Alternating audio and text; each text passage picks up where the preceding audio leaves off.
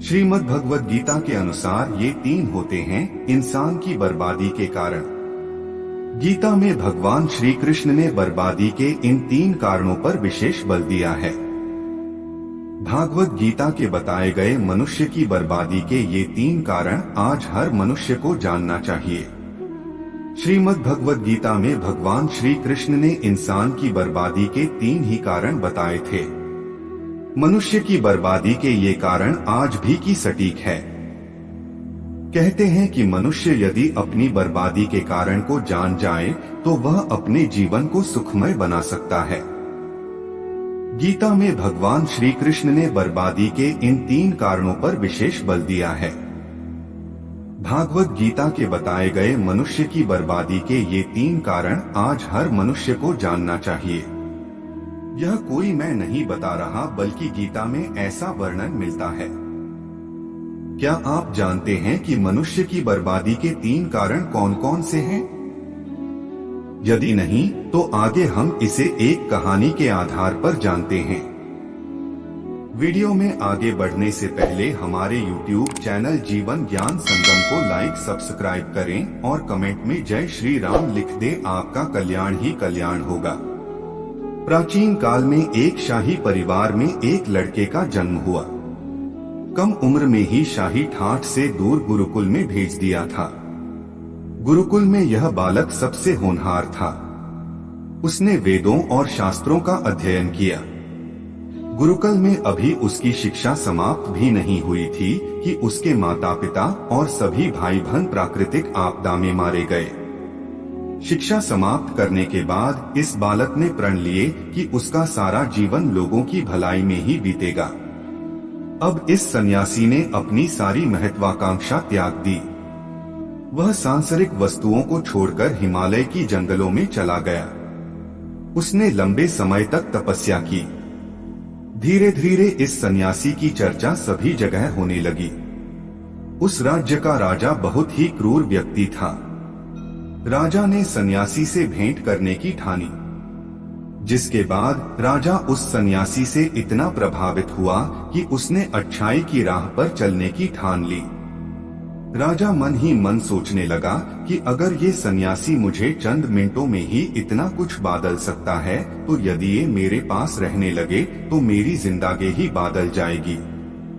इसके बाद राजा ने सन्यासी से अपने साथ चलने के आग्रह करने लगा। सन्यासी इसके लिए मान गए और राजा उन्हें साथ लेकर महल में चले गए। वहां राजा ने सन्यासी को शाही कमरे में भोजन करवाया। सन्यासी ने राजा का धन्यवाद किया और जाने की आज्ञा मांगी, जिस पर राज ने कहा, आप हमारे बगीचे में हमेशा के लिए रह सकते हैं। सन्यासी ने राजा के प्रस्ताव को स्वीकार कर लिया। बगीचे में सन्यासी के लिए एक कुटिया बना दी गई। राजा ने भी सन्यासी की खूब सेवा की। कुछ समय बाद अचानक राजा और रानी अपने पड़ोस के राज्य में चले गए। साथ ही एक सेवादार को सन्यासी की सेवा के लिए बोल गए, लेकिन सेवादार बीमार पड़ गया और अगले दिन से आया ही नहीं। ऐसे में सन्यासी को कोई भोजन देने वाला भी नहीं था। कुछ दिनों के बाद जब राजा वापस आए तो सन्यासी ने राजा को बहुत डांटा। राज ने सन्यासी से क्षमा मांगी और फिर सब कुछ ठीक हो गया। फिर कुछ दिन बाद राजा को राज्य से फिर कुछ दिनों के लिए बाहर जान पड़ा। इस बार राजा ने रानी को आदेश दिया कि जब तक वह आते नहीं तब तक राजा को किसी प्रकार की दिक्कत नहीं होनी चाहिए। जिसके बाद रानी हर रोज भोजन पकाकर सन्यासी को भेज देती। एक दिन रानी नहाने के लिए गई और सन्यासी को भोजन देना भूल गई। जब भोजन नहीं आए तो सन्यासी सोच में पड़ गया कि और वह खुद महल में जाकर देखा। सन्यासी की नजर रानी पर पड़ी। उसने रानी के अद्भुत रूप को देखकर चकित हो गया। सन्यासी रानी की सुंदरता को भुला न सका और उसने खाना पीना छोड़कर अपनी कुटिया में पड़ा रहा।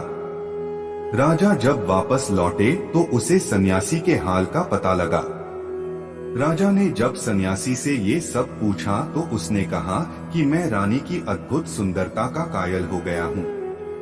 इस पर राजा ने सन्यासी से कहा कि आप मेरे महल में चलिए, मैं रानी आपको दे दूंगा।